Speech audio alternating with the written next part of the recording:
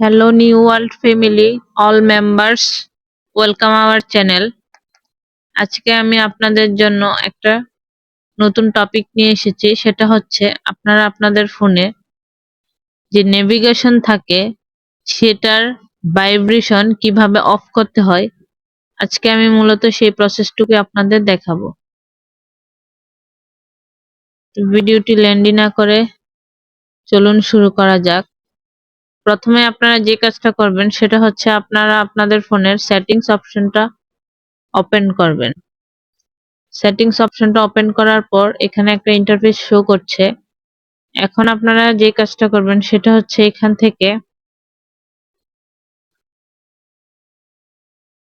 থেকে আপনারা sound and vibration নামে একটা অপশন খুঁজে বের করবেন। যদি সেটা এখান থেকে খুঁজে না পান তাহলে এখানে সার্চ সেটিং অপশন আছে, আপনি এখান থেকে সার্চ করে সাউন্ড এন্ড ভাইব্রেশন অপশনটা খুঁজে বের করতে পারেন। তো এই যে সাউন্ড এন্ড ভাইব্রেশনে ক্লিক করার পর এখানে একটা নতুন ইন্টারফেস শো করছে। এখন আপনারা এখান থেকে স্ক্রল করে নিচের দিকে চলে যাবেন। নিচের দিকে দেখতে পাবেন এখানে ভাইব্রেশন এন্ড হ্যাপটিক্স নামে একটা অপশন দেখা যাচ্ছে।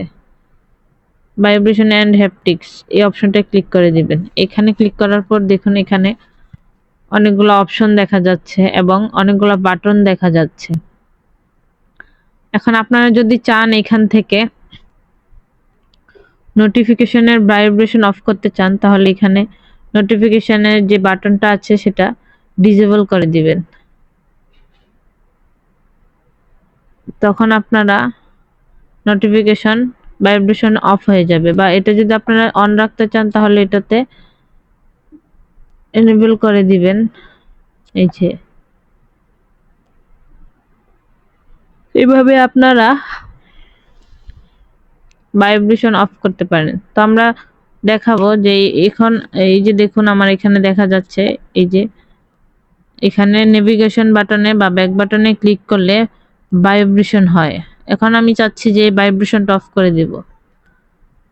তো সেটা আমরা কিভাবে করব আমি আপনাদের দেখাচ্ছি। তার আগে আপনারা যদি ভিডিওটি ফেসবুক থেকে দেখে থাকেন তাহলে একটা ফলো দিয়ে দিবেন, আর যদি ইউটিউব থেকে দেখে থাকেন তাহলে সাবস্ক্রাইব করে রাখবেন পরবর্তী ভিডিওটি পাওয়ার জন্য। তো এখন আমরা যে কাজটা করব সেটা হচ্ছে দেখুন এখানে লেখা আছে ইউজ ভাইব্রেশন এন্ড হ্যাপটিক্স। আমরা যদি এই অপশনটা ডিসেবল করে দিই তাহলে দেখুন এখানে প্রত্যেকটা অপশন অফ হয়ে গেছে, বা এখানে যে ব্যাক বাটনটা ওইখানে ক্লিক করলেও আপনার কোনো ভাইব্রেশন হচ্ছে না। তো এইভাবে আপনারা যদি আপনাদের ফোনের ভাইব্রেশন নেভিগেশনের ভাইব্রেশন অফ করতে চান তাহলে আপনারা এইভাবে অফ করে দিতে পারেন। পাশে থাকার জন্য ধন্যবাদ সবাইকে।